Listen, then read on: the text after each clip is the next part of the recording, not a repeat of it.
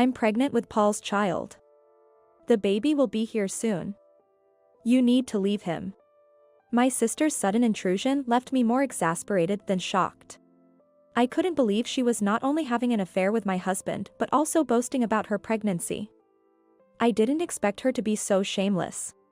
It's your fault for not getting pregnant. You brought this on yourself. You're a defective infertile. My sister and Paul sneered at me with contempt. Their closeness only intensified my disgust. There's a huge difference between you sisters. I was too stunned to speak. Paul's gaze was shockingly cold. I'm going to remarry Susan, so let's get a divorce. If that's what you want, fine. I'll let you go. But is it really Paul's baby? After all, As my sister and Paul left the house, I was left alone. But being alone allowed me to think deeply. Actually, about that.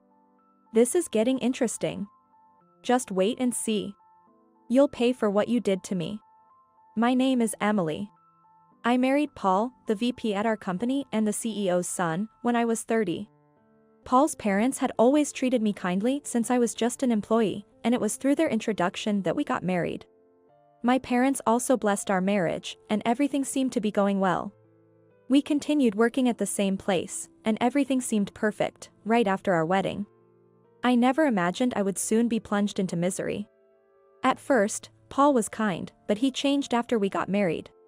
Paul, if you're going to be late, could you at least let me know beforehand? What? Why do I have to let you manage my schedule? I can do whatever I want. But I need to prepare dinner. Shut up. Don't tell me what to do.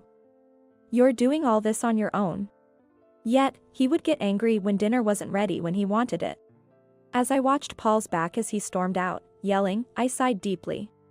Right after our marriage, Paul started spending money recklessly. He delegated his work to subordinates and spent his nights partying. He often stayed out until morning, claiming it was for business. I thought he had settled down after college, but it seems he hasn't changed at all. What do you mean?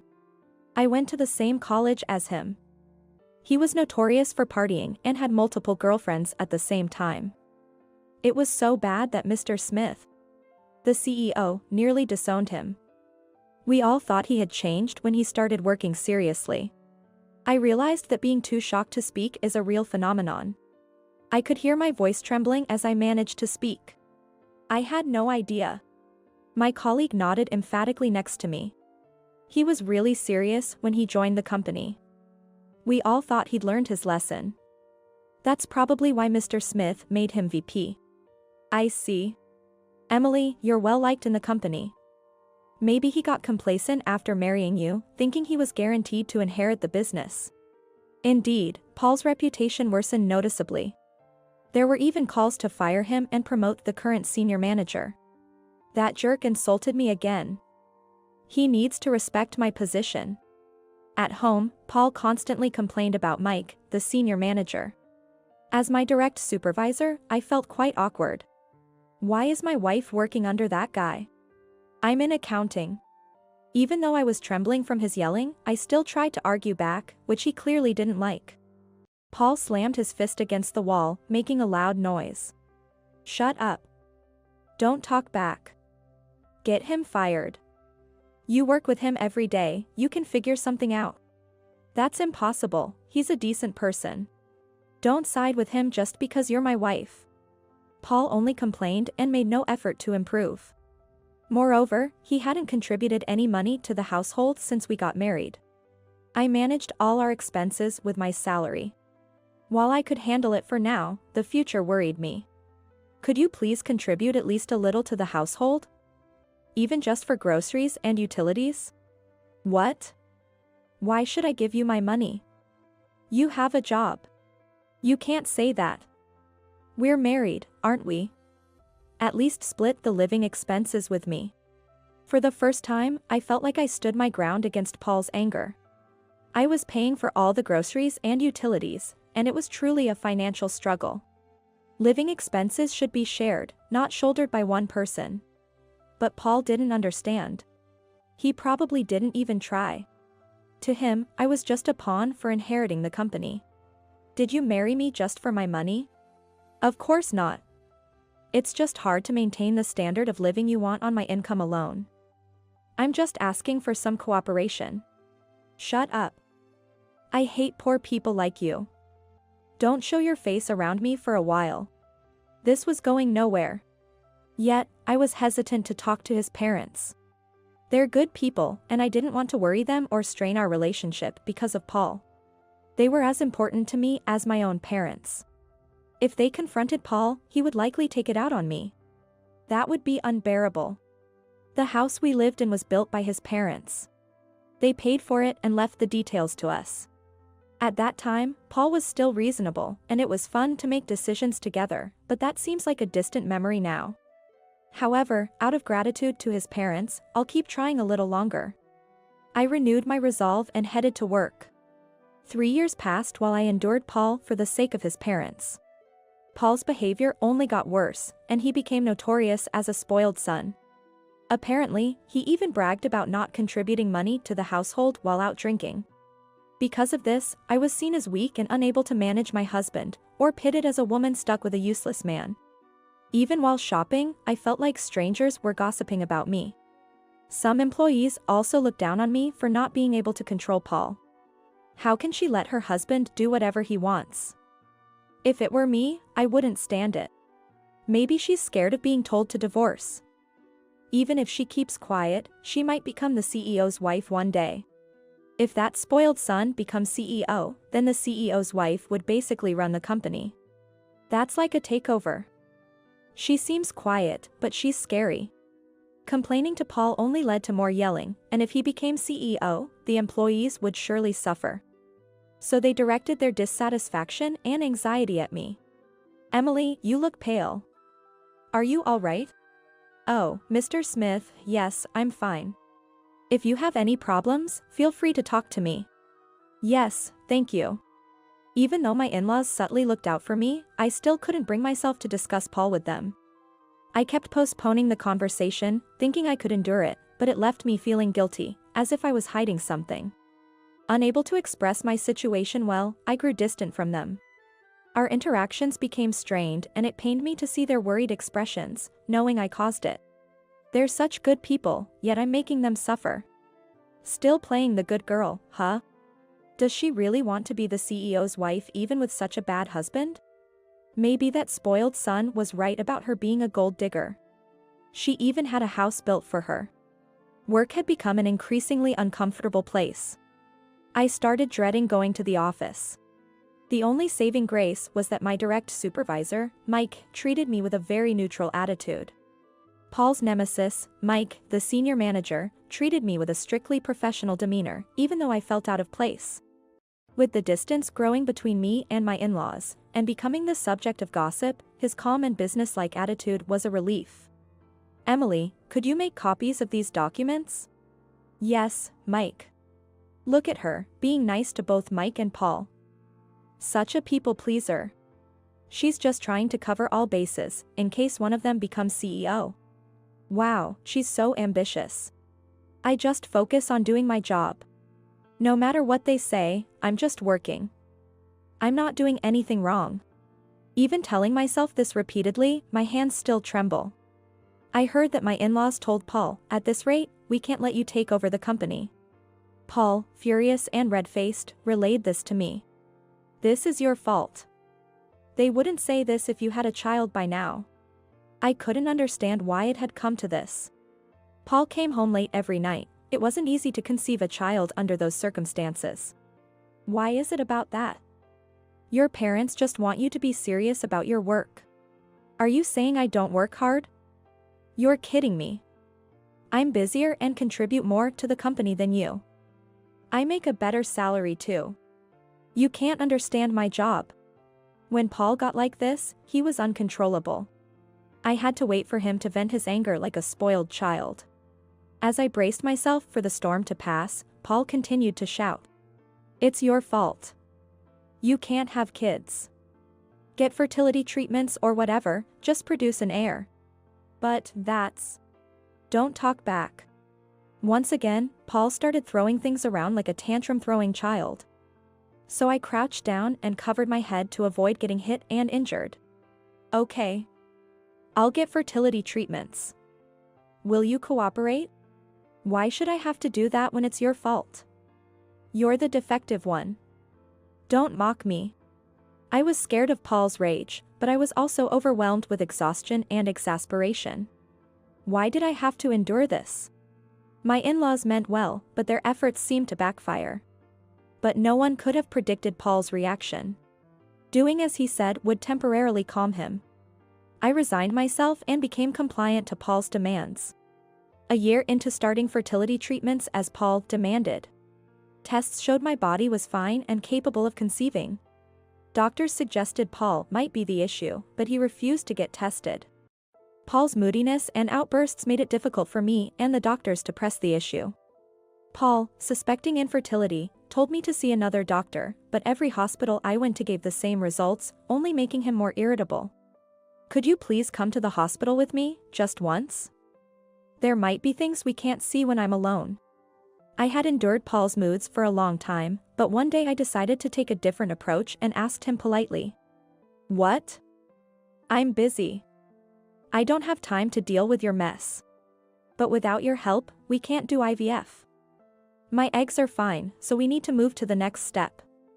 I know it's a bother, but could you help just once? Framing it as a step in my treatment rather than focusing on his potential issues seemed to work.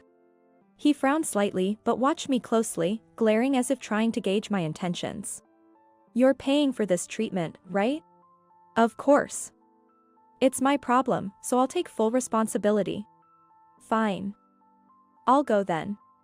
His arrogant attitude was infuriating, but I finally managed to get him to the hospital. Always talking about money, it's obvious who the real gold digger was.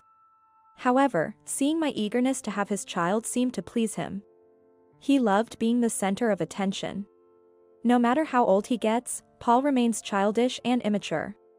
Even at the hospital, he begrudgingly followed the instructions and then left abruptly, ignoring both me and the doctor's attempts to stop him. In the end, I was left alone to hear the doctor's explanation, feeling completely lost. So when the next event unfolded, I wasn't shocked. Long time no see, Emily. Susan. What are you doing here? One day, my sister Susan showed up at my house unexpectedly. Her large belly and proud smile gave me a bad feeling. She had always been a free spirit, living off our parents without working. However, since I got married to Paul, she stopped coming around to our parents' house. At first, my parents were worried, but knowing Susan's tendency to party, they assumed she was just staying with another boyfriend and eventually gave up worrying. But to find her pregnant all of a sudden was unexpected. Her due date seemed imminent. I'm pregnant with Paul's child. The baby will be here soon. You need to leave him. They must have planned this. Paul, uncharacteristically home, held Susan and sneered at me. Susan's right. A woman who can't get pregnant is useless. I've stayed with you out of respect for my parents, but I've had enough. You've spent all this money on treatments and still aren't pregnant? Paul's fed up. My sister's triumphant smile and Paul's condescending look disgusted me. Their closeness and pettiness were beyond infuriating. She's right. We were tired of waiting for you to get pregnant. You're a defective infertile. The venom in their words was astounding. They seemed intent on hurting me. We don't need a defective woman like you anymore. We're getting remarried, so let's get divorced. I was at a loss for words. I knew he was unfaithful, but to have an affair with my sister was unthinkable. Susan had always been overly friendly with Paul, but this was beyond my imagination. All right. I'll make the arrangements. Just give me a little time. Seeing me give in, they looked pleased. What drives them to go to such lengths? I never did anything to harass or hurt them, yet it's shocking to realize they hated me enough to treat me this way. Hurry up. Stress is bad for the baby. If you have any decency, you'll pack your things and leave quickly. Give us your blessing for our new life. Hearing the word decency from Paul was astonishing. Listening to these two lecture me on morals and propriety was the ultimate insult. Actually, could you leave now? You're useless here. Go back to your parents. They always coddled you. So they'll take care of their little failure. Susan's words made my blood boil. My parents always supported my quiet dedication to my studies. But the same goes for my sister. Our parents worried about her and scolded her for staying out late every night. Yet they still cared for her deeply. I never felt that their love was unequal. If anything, I often felt that despite my sister's obvious delinquency and my reputation as a model student, there was so little difference in their treatment of us that I felt less loved in comparison. So, what are these people talking about? Suppressing my urge to shout, I tried to stay calm. It will take time to pack and explain the situation to everyone.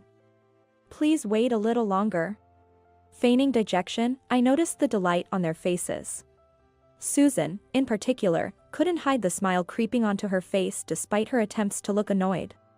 Her expression twisted as if she was thoroughly enjoying tormenting me. I don't want to see your miserable face anymore. Paul chimed in, following Susan's exaggerated voice. If my Susan and the baby get stressed, it would be terrible. Fine, we'll stay at a hotel tonight. Just get out quickly, all right? They said what they wanted to say and left the house. The house that Paul's parents had bought for us. They must have hoped it would encourage their son to be responsible. And they surely cherished it. My parents also worried about my sister. Both of them disregarded everyone's feelings. I'll get my revenge, definitely. If that's what you want, fine. I'll divorce you. I wanted the divorce anyway, so this was welcome. But I won't let those two be happy. Just you wait. I'll make you see hell. I started preparing. I packed my things and left the house quickly, but I delayed the divorce proceedings with various excuses.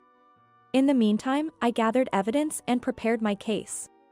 Susan was very pregnant, so she would likely give birth during my preparations. They had no sense of planning. Unmarried, giving birth would be difficult, but they didn't seem to grasp that. Despite constantly harassing me to hurry up with the divorce, they didn't seem desperate. Truly pathetic people. I don't care if they struggle, but is it really Paul's baby? Because he... Curious, I decided to consult his parents. They had been talking to me about the situation, so it was a good opportunity. Preparations were complete. All that was left was to make them see hell. A month passed quickly, and I received news that Susan had given birth. What are you doing here? Still clinging on when you haven't even divorced Paul yet? When I entered the hospital room, Susan scowled. But she couldn't hide her smirk, clearly enjoying the chance to mock me. Paul, too, gave me a hostile look, supporting Susan. I don't know what you told my parents, but stay out of our lives. I got scolded because of you. Maybe it's because of his actions. There's no point in saying it, so I kept quiet. Oh, my sister might be a stalker, Paul. It's a problem. I have Susan now. These two are really delusional. I suppressed a sigh, trying to keep my emotions in check. Congratulations on the baby. My words were met with condescending looks from both Susan and Paul. They won't be able to keep up that attitude for long. Excuse me. First of all, congratulations on the birth. Paul's parents entered the room. Following them were my parents. Sorry for barging in with so many people. We have something to discuss, and it's going to be a bit hectic from now on. Susan and Paul, confident in their victory, smirked at me. Dad, Mom. Your grandchild is finally here. Isn't that great? Please, hold the baby. Susan, already trying to ingratiate herself with Paul's parents, spoke in a saccharine tone. Their expressions were stern, and my father spoke up on their behalf. Susan, we have spoiled you too much. To think you would do something so terrible to your own sister. We thought we'd always support you. But this is the last straw. You are no longer welcome in our home. You are disowned. My mother began to cry at my father's words. I told you so many times to be considerate of others, but it was all in vain.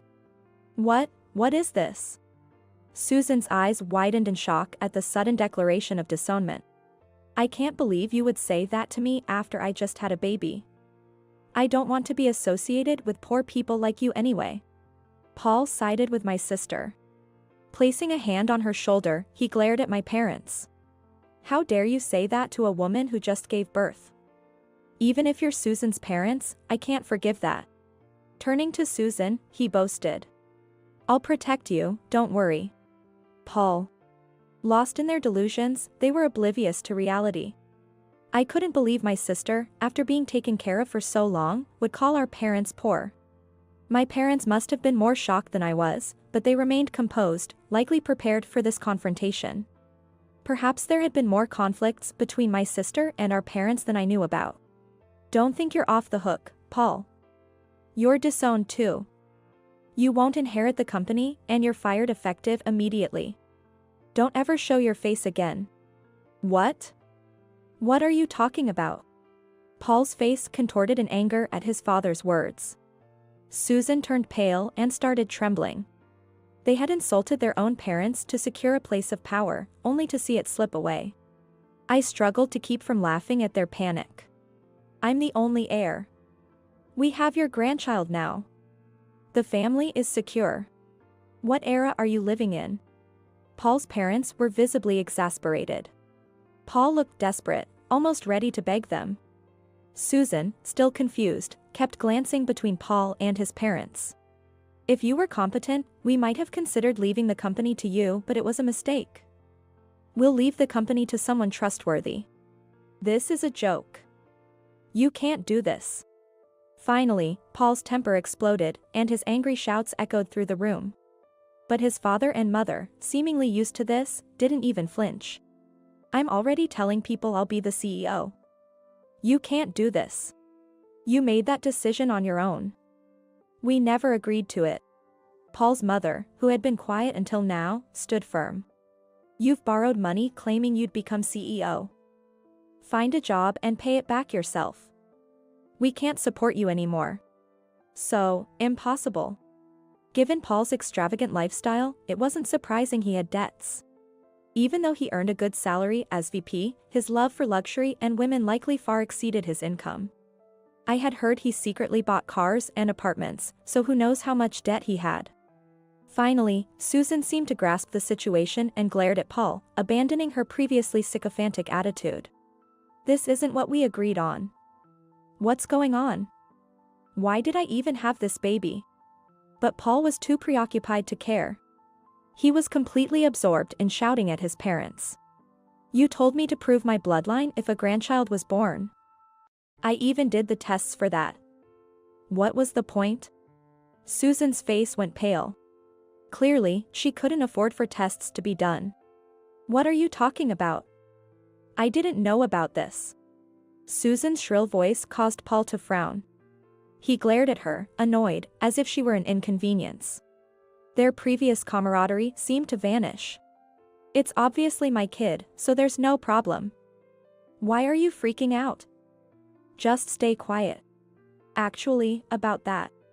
The doctor, whom my father had called, entered the room with a troubled expression. A friend of Paul's parents, he had agreed to help us with our plan for revenge. Susan, your child is not biologically related to Paul. What? The room fell silent. Susan gasped, and Paul broke into a cold sweat. The doctor's words left both of them pale and stunned. Seeing my chance, I pulled out the photos I'd kept hidden in my bag. What's this? What is that? The photos featured my sister. There were dozens of pictures of her with various men. Some showed them entering hotels together, but while the woman was consistently my sister, the men were not always Paul. Though she seemed to have toned down her activities after becoming visibly pregnant. Her ex-boyfriend had hired a detective to investigate her infidelity. I had obtained the results by covering the investigation costs. Your ex-boyfriend, who you dumped after getting pregnant, hired a detective. I have testimonies from him and other men if you need them. Paul looked at Susan with murderous eyes. Though he appeared as a victim, he too had to face consequences. And remember when we went to the hospital for fertility treatment? I have those test results too. What? Test results? You never told me. Preliminary tests are necessary for IVF. It's standard procedure. The doctor had tried to explain this to Paul. But he ignored the doctor's words and left on his own. His selfish actions led him to this situation. It was his own fault. Your sperm motility is very low. The doctor said it's likely male infertility. If you don't believe it, check the test results yourself. No, that's a lie. Paul's reaction was even funnier than I had imagined. Paul's face turned pale as he snatched the test results from my hand with trembling fingers. His eyes widened as he repeatedly scanned the contents, and sweat began to pour from his entire body as he read further. His lips quivered, and he looked ready to collapse. DNA tests also confirmed the child isn't yours. The father is likely one of the men in these photos. I said to Paul, who was in shock after discovering his infertility. Paul shoved the test results back at me and turned to shout at my sister. You deceived me, you harlot. But Susan wasn't about to back down. Shut up.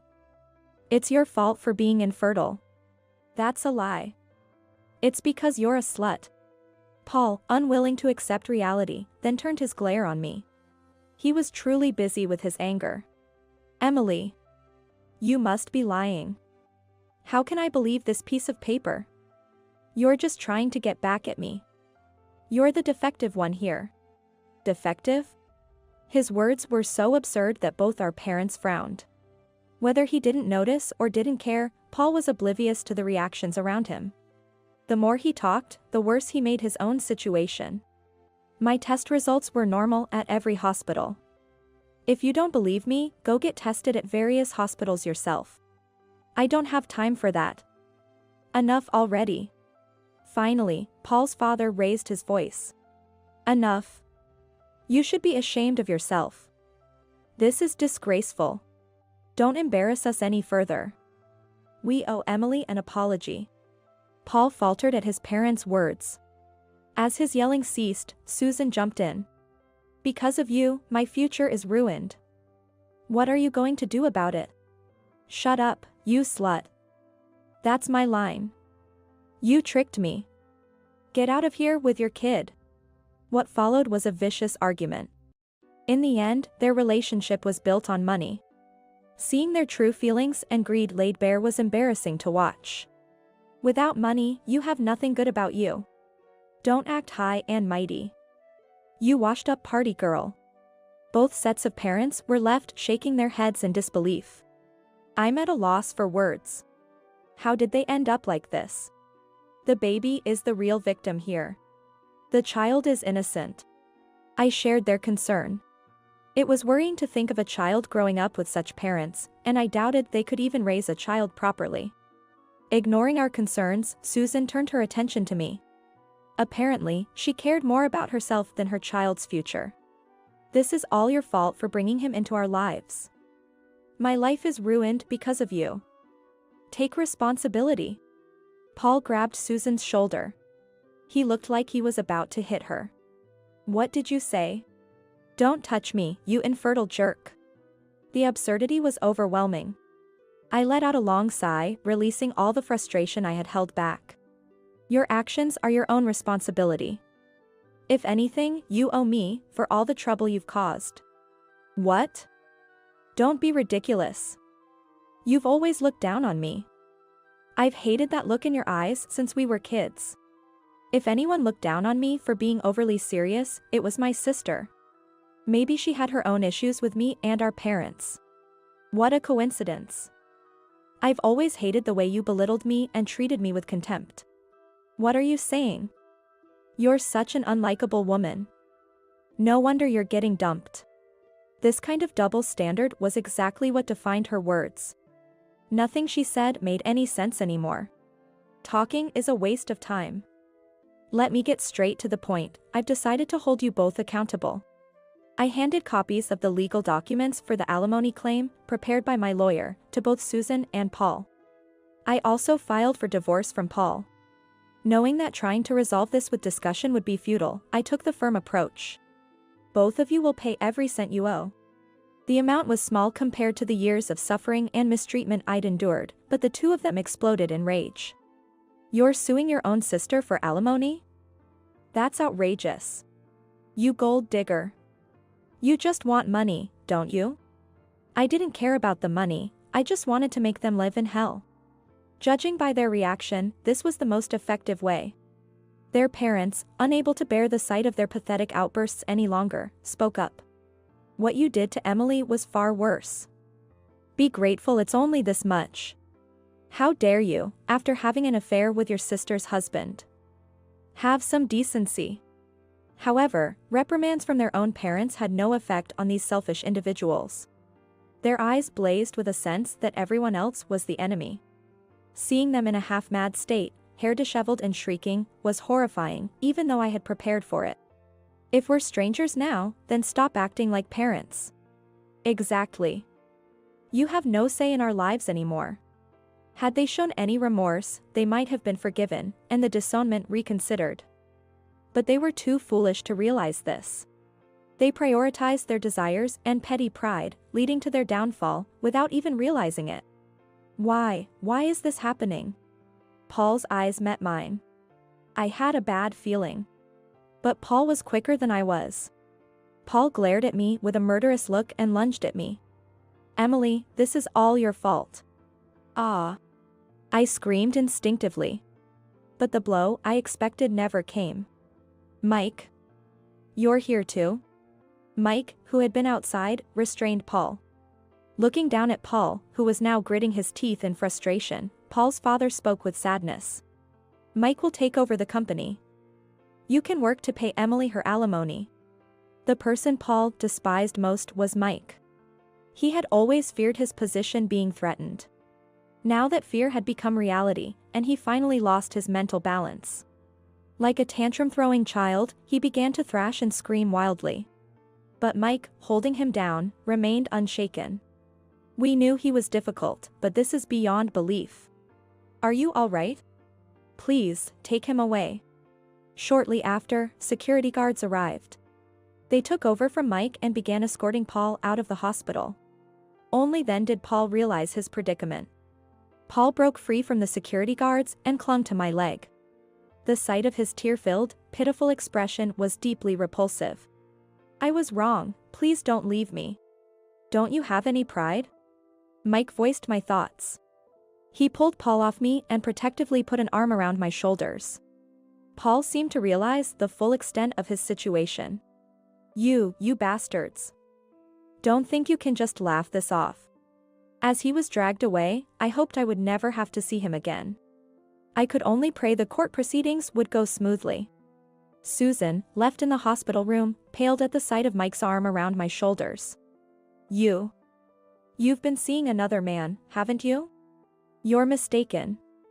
She hasn't done anything dishonest. I'm the one pursuing her. Hearing this made me blush. I lowered my head to hide my reddened face, feeling embarrassed. My parents, Paul's parents, and Mike all looked at me with warmth and support. Later, both Paul and Susan were disowned and burdened with debts and alimony payments. Paul intended to marry Susan, but she left him, uninterested in a man without money. She even abandoned her child, leaving him at the hospital. My parents took in the baby and named her Ashley. She was a beautiful little girl. We had planned to take her in, so it wasn't an issue. But witnessing my sister abandon her own child at the hospital left me astonished at how terrible a person she truly was. Clearly, she wasn't fit to raise a child. While my parents primarily cared for Ashley, I also helped out since I had moved back after my divorce. I continued working for Paul's parents' company, maintaining a good relationship with them. They, too, treated Ashley as their grandchild. With everyone's love, she grew up well. Susan, to pay my alimony, worked in a nightclub but soon became infatuated with a young man and disappeared before completing the payments. Paul struggled with debt and alimony, and the women who were after his supposed future wealth abandoned him.